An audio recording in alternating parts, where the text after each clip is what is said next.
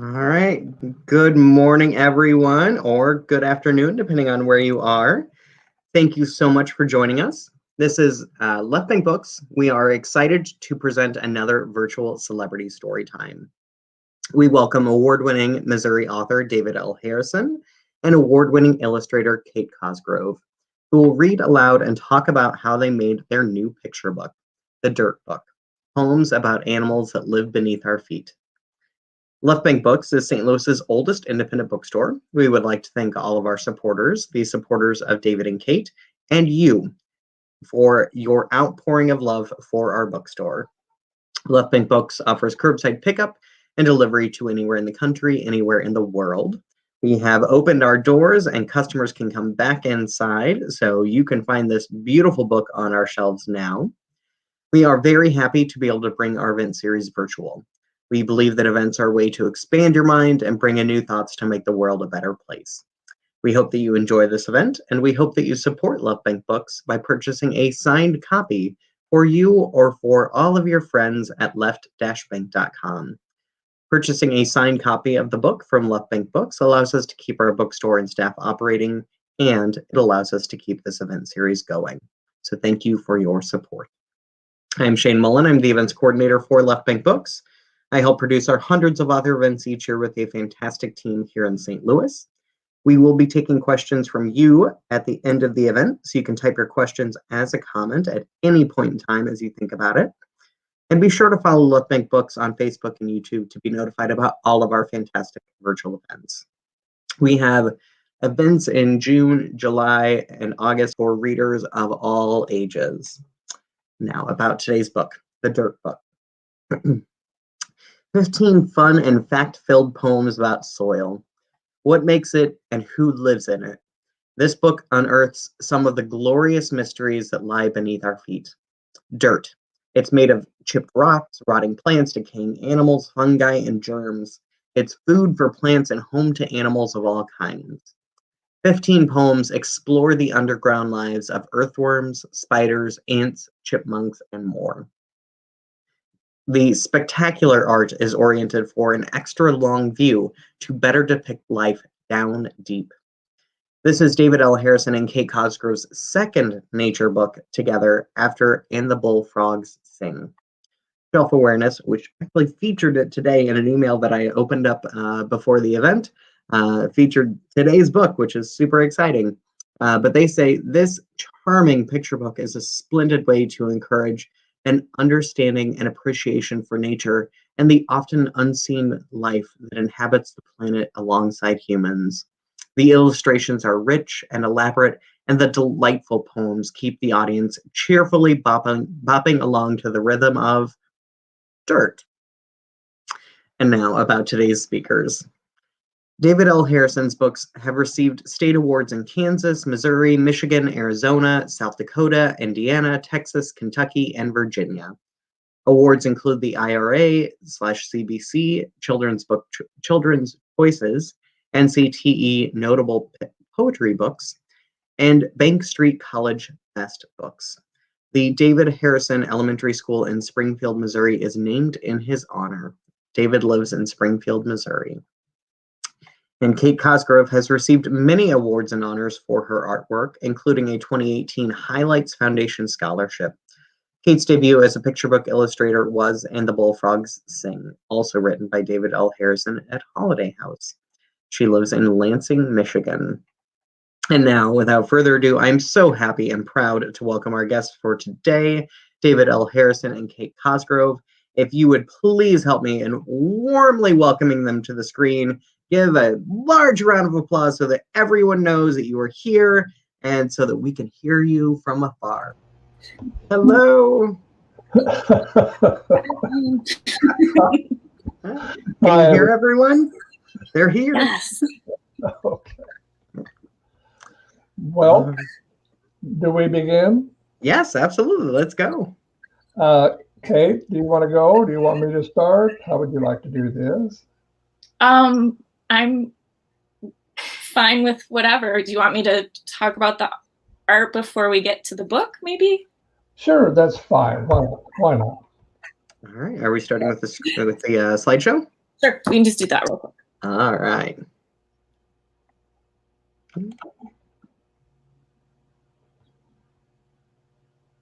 I love that picture, that slide.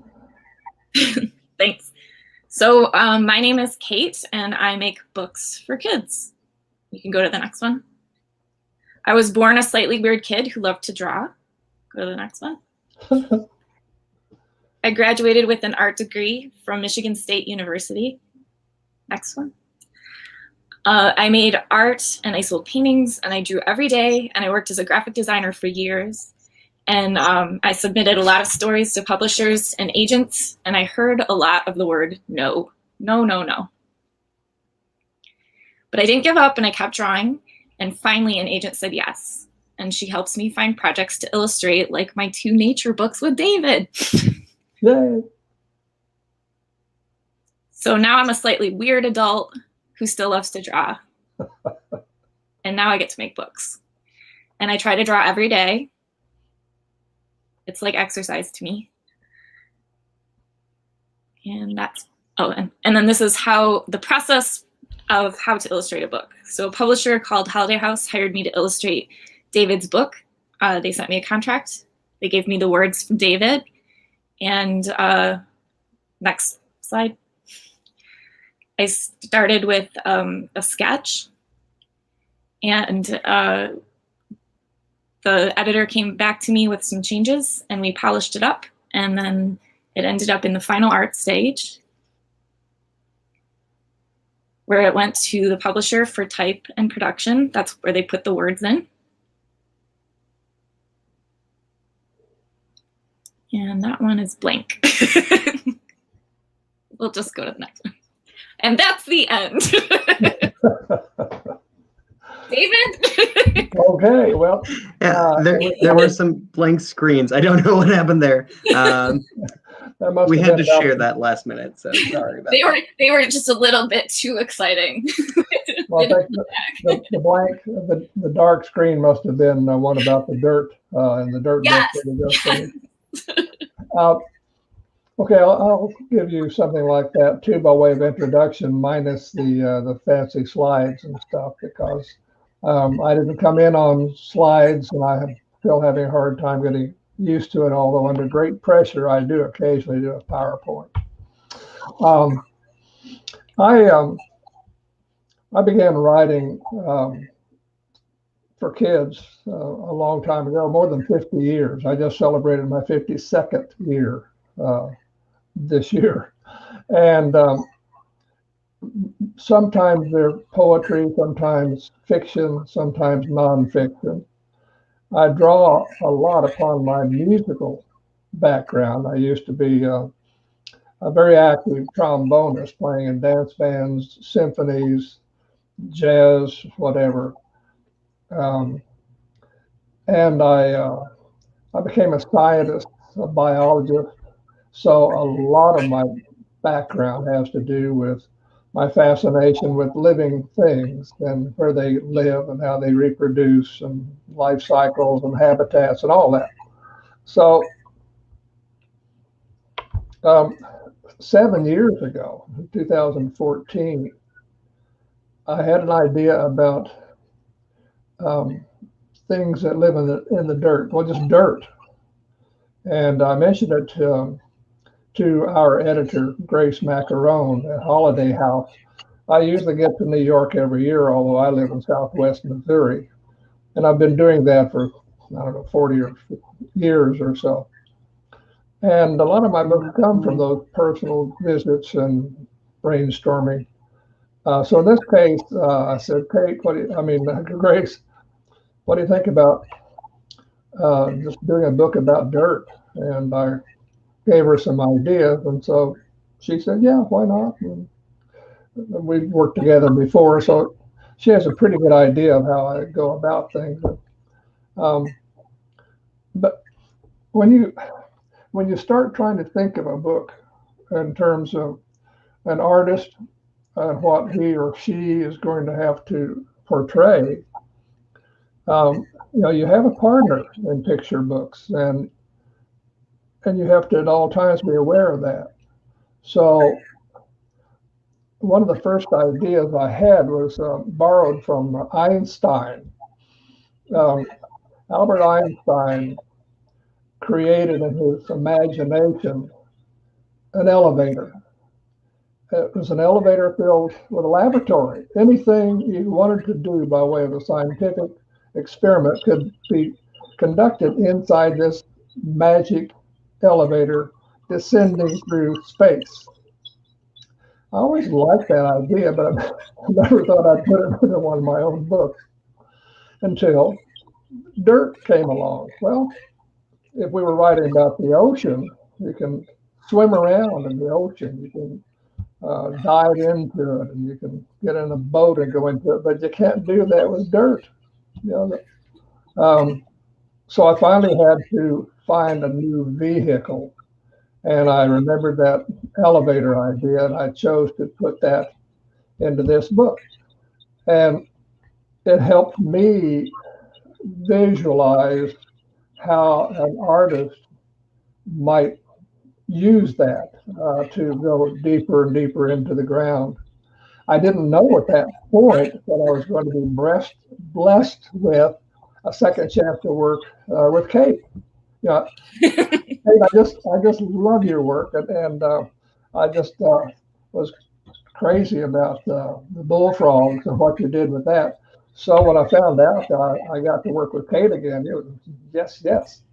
And so I began with pulling together a list of things that exist at least part of their lives underground in the dirt. And then little by little did the research, the reading that we writer people do. And eventually came up with, I think we have, 15 poems in the book. And then added back matter, additional information about each one of those books, those subjects in the back of the book. And that was my part. And knowing what Kate does to create the art, I probably, although I start these projects, I doubt that I spend as much time on them as the artist does.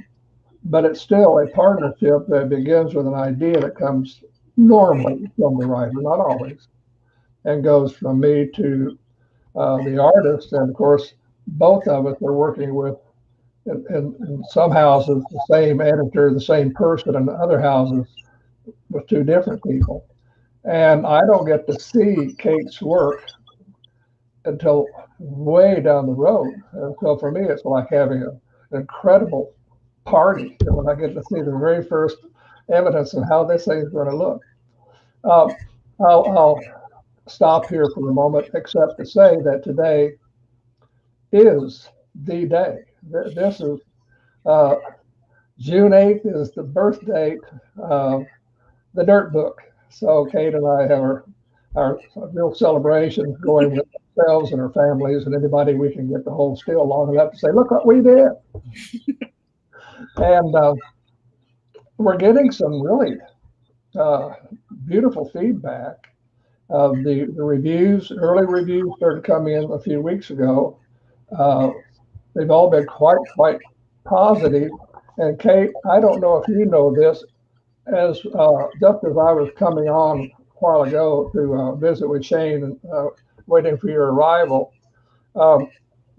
Grace Macaron sent something to us. I'm sure you're on here too. There's a whole lot of names, but the title is Woo Hoo, and we just got a starred review from Shelf Awareness. Oh, that's so cool! Yay!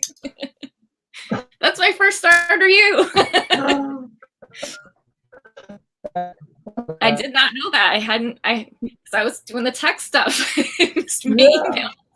Well, I'm feeling pretty good. And last night, my wife and I had a house guest, and we spent the whole evening outside. I came in, and just before I went to bed, habitually I always check my email. And what was one of the waiting there was, I've been invited to by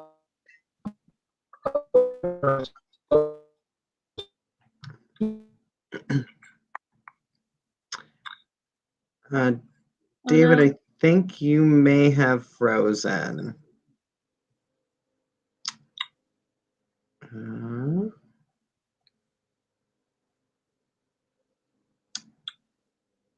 Uh-oh, I think really frozen. David, if you can hear us still, maybe close out the browser and click the link to come back in. It's super frozen. Oh no. Yeah, I opened the email today, this morning too, and like, I hope no one from Shelf Awareness is listening, but you know, I open those things like every other day. Like maybe sometimes I will like scroll through a little bit. But I was really excited when I was like randomly scrolling through in the like 4 minutes that I had before this event started. I was like looking at the reviews and I saw your book, which is so exciting. Yeah. Yay. Yeah, I'm working with David too. I mean, we work on these things for years. It takes me like 2 years to illustrate. So, I mean, you know, just like today, it's such a, I've been having like panic attacks because I'm just so excited that it's going to be in the world. And that's amazing news. Yeah. So hopefully it will lead to some other things. We always joke about getting the band back together. I mean, you've got 2 books together, which is quite a growing partnership. I love his books because I've done other projects where, you know, the story is okay, and then when you go to visit the kids, you're reading the story over and over again, probably like someone playing a song over and over again, and you kind of get tired of it. But with David's Bullfrog book, it was like every time I read it, I liked it more, and every time I read it, I learned something more. And like, I know that the Dirt book is going to have the same feel now that it's out in the world for all the kids. Like, I think it's so great that picture books like this are so enjoyable and so like entertaining, but also like so educational. So I'm always curious, like, how do you get to balance? And this may be a question for David more, like, balancing the educational with the entertaining, and how do you like make sure that some, like a poem, especially in this case, is like both for kids? Like, sure. Well, for me, I do a lot of research. So I actually have a background where I used to make signage for the zoo, and it was my favorite. It was a great combination of art and animals. I love animals. And so I have to like go in and I watch videos to see the movement of the creatures. And for the doodlebug, I wasn't familiar with that particular creature. And so they have all of these really crazy videos in there. And then the hardest one for me was the spider, because I love bugs and animals, but I am terrified of spiders. And I had to stare at all of these pictures of them and videos of them, because this is the trapdoor spider. So he's like even worse than a regular spider. But I did it, and I'm stronger for it. And I think I like them a little better because it's like a spider that does even more crafting than the regular spiders. Yeah. So I try to keep it as, I want to be on that line of like entertaining, but also educational and scientific, because science is important. Yep. And biology is important. So, and the earth is important. So it's cool to be a part of that. I'm wondering if David is going to be able to make it back with us today. But I was trying to check my... Yeah, okay. Still no word from David, but hopefully he has my number if he's having trouble getting back connected. Do you want to show you some of the sketches? Yeah, let's do that. Okay. So when he was talking about the elevator, that was like one of the first, it's such a great visual. And it was one of the first things that my brain just like glommed onto. And so I tend to like draw obsessively. So I will start out with just like regular like not sized, not cropped, anything type pictures. And I just go through and I just do a bunch of different samples of like just the different vibe of what's going to be occurring, just to kind of, I don't know, get it mixed up in my mind. And then I go from there and I do sort of a more rough layout of how it's going to look. And so with the elevator, it actually did start out with just a regular elevator. And the more I was thinking about it, I thought, well, that's not very magical. It's just, I wanted it to be something more, and since we're in nature, so it ended up, if I can find it, turning into this, which was, in my opinion, an elevator that would end up in nature and made out of a tree.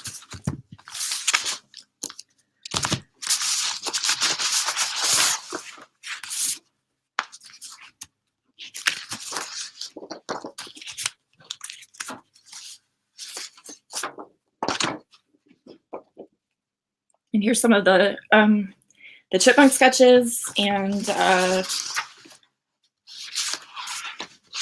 think that's pretty much.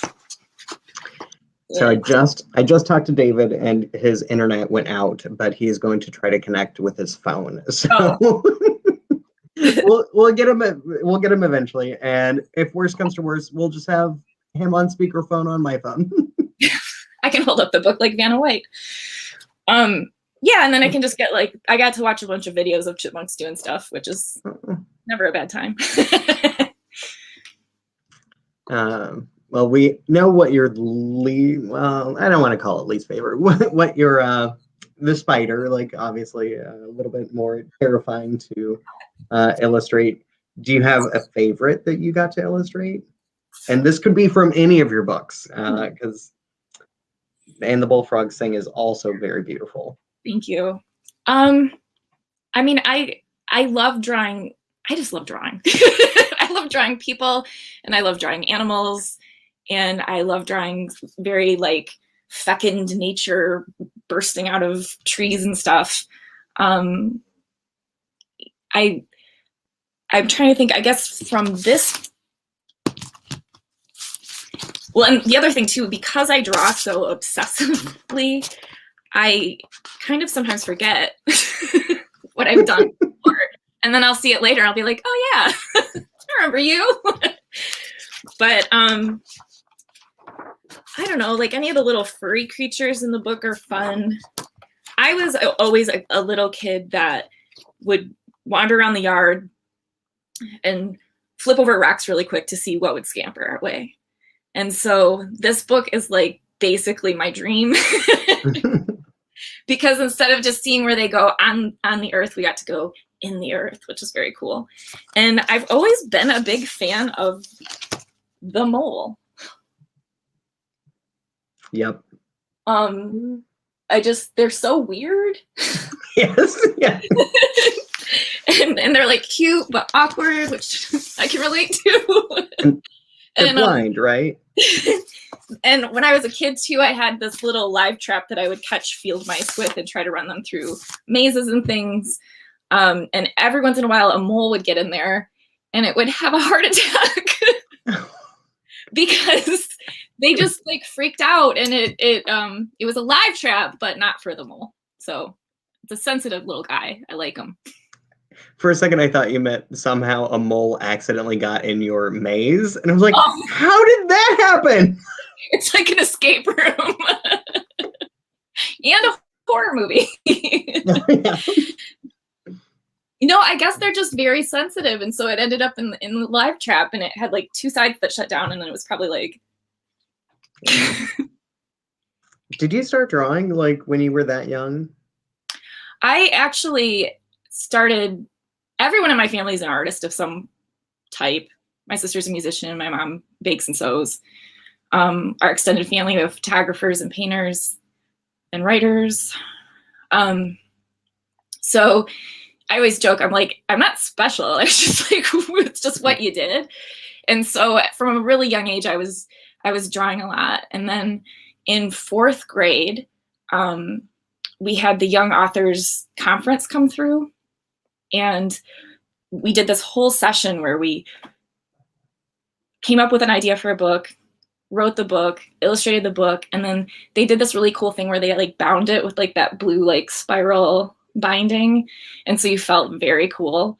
And they actually picked mine, and I got to go to the conference. And so then it was just a day of like basking in the glow of people like David, storytellers. I remember there was this lady who had very long hair, and she was playing like drums and doing like folk tales. And it was so rad that I was just like, I want this to be my life. Like, I want to be a part of this. And then we had this one illustrator come and see us, and she was so funny. And I don't remember her name, but she made this joke about how the white blank page was actually just a snow day, and all the kids at our school got to miss school that day. And we were like, yeah. So I thought, she is the coolest. I want to be like her. And so I've just kind of always ended up back. What makes me happiest is drawing. And I am in love with children's books, and I collect them. And I'm so, so grateful that I get to be a part of making them. Who are some of your other favorite illustrators? Oh, well, I like a lot of vintage ones. I like Alice Provenson, and obviously Mary Blair is very big. I think that, I'm going to say her name wrong. It's Felicita Salala, and she's a contemporary illustrator. I really admire her quite a bit. Rebecca Green is great. So there's a lot of really power ladies out there killing it with their art. Yeah. And it's very, very cool.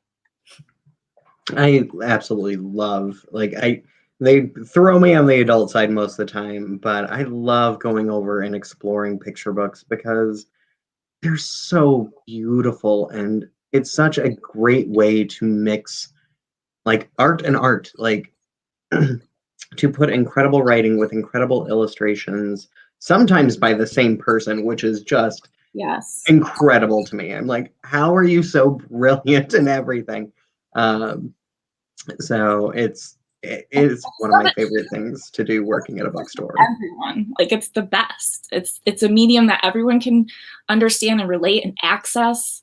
You can just go to the library and get them for free, which is wonderful. And it transports you in ways. When I was little, Outside Over There is a book that my parents read to us, and it's more aesthetic, but it's quite disturbing. He actually wrote it about, he had seen an article about the Lindbergh baby being kidnapped or something, and that was what made him write this book. But it's very dark but beautiful, and it's a sister story, and his art was just magic. And I still, I think about that book probably 4 times a week, and I'm old. So if that type of art can make that type of impact, that's a pretty cool thing to be part of. Well, I fear that we might not be getting David back. He was going to try to connect on his phone, but let's ask some of the audience questions to you. Okay. And a lot of them are directed, well, so far they are directed at both of you. Audience, if you have questions, now is the time to type those up. They can really be about anything, but we have Kate with us right now who can answer questions about illustration, about the book, basically anything that revolves around the book, and nature as well. So, what's your favorite animal? That type of question. But let's start with a question from Stephen. So Stephen is asking, for both of you, but Kate, what is your favorite weird fact about dirt? My favorite weird fact about dirt. Or maybe an animal that lives in the dirt. Well, personally, I am a big fan of ants because I feel that they are quite organized and impressive with the way that they build things. And I once saw a video where it said that ants actually created a separate room for a bathroom, which I thought was amazing. So I can respect that. I like that they have things organized very well. So possibly ants. Yeah, I'm going to stick with ants. All right. I did not know that about ants. I also feel like I know a decent amount about ants and did not know that they had a separate bathroom. That's very genius of them. They're the plumbers of insect life. Yeah.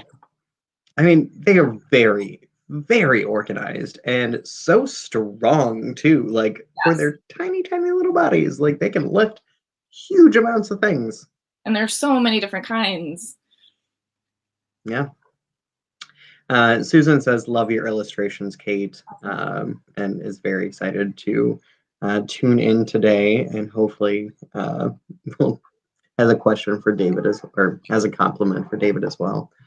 I'm wondering if we should call David and get him in so we can hear a little bit more about the poems or have him read one of the poems. Yes. Let's do that.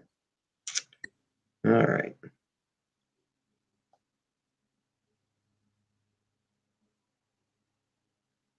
This is maybe the most tech I've done for an event, so. Sorry.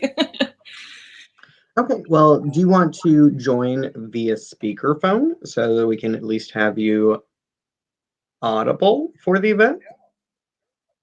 Okay, so I'm going to put you on speakerphone so that we can have you here for the event. All right. So we have David back. So now we can ask questions for David as well.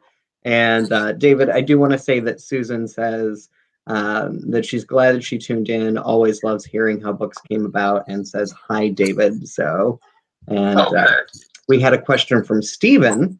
So Stephen, we already got Kate's answer, which was a weird fact about ants. But Stephen is asking, what is your favorite weird fact about dirt? Or I included dirt and animals in there. Animals that live in dirt, I guess, specifically. Okay. And I'm so sorry, everybody.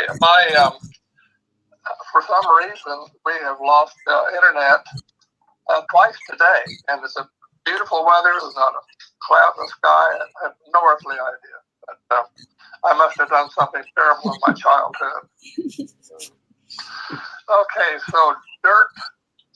Is that the question? What's favorite fact? Yeah, what's your favorite weird fact that you found out about dirt? Okay, I think, I can tell you what's in it. There are lots and lots of dead things and rotting things and bee wings and ant legs and whatnot. I think, though, what struck me was that there isn't as much dirt as you think. Much of the planet is covered with water, all the seas and oceans, plus mountains and stony outcroppings and just rock in general. So we don't have an endless supply of dirt as we might think. It takes forever to make dirt because the actual matter of dirt is just chips from rocks, and over time, tree roots and other kinds of roots digging down through the soil in search of moisture to feed the plant will go anywhere in the dark, and they'll pry into the smallest little crack if they find a crack in a rock underground, so that over time you get just little tiny flakes of rock, and so that's mixed in with it, and so it takes hundreds of years to get just a small amount of dirt, thousands, millions of years to form as much as what we have. The first dirt was formed almost 4 billion years ago when Earth was very young. So I thought that was pretty fascinating, that this earth that we cover up with concrete and we shove around like there's no end to it. We need dirt, and a lot of things around us need it too. So the actual dirt itself became, in my mind, the star of the show. We talk about all the animals in it and the plants that grow because of it, but dirt itself is what we need. Well, and then the book is very appropriately named then, because it is called The Dirt Book. It's not called the Animals in Dirt Book. It is, yeah, it's a book about dirt, which is so fascinating. Absolutely, yeah. So I'm so sorry that I missed all the fun here. Do we have any other questions, or do you want? We do. So let's do one more question, and then, yeah, I think we'll probably wrap it up so that people can go and buy the book, which I think that they will be very excited about, because we have signed copies. Kate is going to send signed book plates, and we will have those that you can put in your book and give as a great gift. So I will be giving one to my nephews when I see them this weekend for the first time in a year and a half. Don't tell them if you know them, because it's going to be a big surprise. Yeah. I'm going to be sending you some of Kate's book plates also. Wonderful. And I would, with your permission, like to read one poem from the book. Do we have time for that? So let's read one poem from the book, and then we have one question from the audience to wrap it up. Okay. This is the last poem in the book. I wrote it as an afterthought because after talking about dirt for 30-some pages and drawing pictures about dirt and the things that are in it, I thought we needed to wrap up. So this is what I wrote. And now we know. Beneath our feet, beyond our sight, below the roots where green grass grows, there's more to dirt than we'd suppose. In places black as night, creatures slither, wriggle, creep, nurse their babies, snuggle, sleep. There's more to dirt than we'd suppose. Quiet things in hidden holes burrow down where secrets lie. There's more to dirt than meets the eye. From centipedes to mousy voles, they come and go without a sound, seek their safety underground. There's more to dirt than meets the eye. Creatures large and small retreat where boulders rest and tree roots drink. There's more to dirt than we might think. So many lies beneath our feet. So much to learn, so much to know. And now we've learned a lot, although there's more to dirt than we might think. There. That's really beautiful. Thank you. I love that, David. Okay, question. All right, so we're going to wrap up with one final question from Alyssa. Alyssa's question is, what do you want children to take away from the poems and the illustrations? Well, since I'm talking, I guess I'll go ahead and keep talking. I want kids to become more aware of the world, not only around us that we can see, but the world we can't see too, because so many things share our universe, share our planet, share our lives. And the more we know about the other residents, our neighbors, the more we understand how we fit in and how we need to do our parts to protect our planet and the plants and animals and the dirt that cover it. What do you want people to take away? I think that a lot of our kids lately are very indoor people, and I hope that this book encourages them to get out there and seek and stare at the spider that's scary and pick up the toad that might pee on you and not be afraid to get dirty and have fun and enjoy nature and know that it's something so important to be protected. One of my favorite pictures of me from my childhood is I'm literally covered head to toe in mud. And it's so much fun to get dirty and to be in dirt and be in nature. And as a kid, do it. Have fun. Absolutely. Yeah.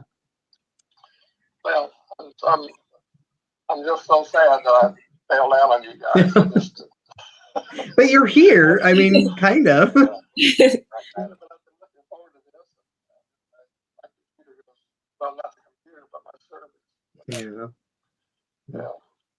Well, it was great having you here nonetheless.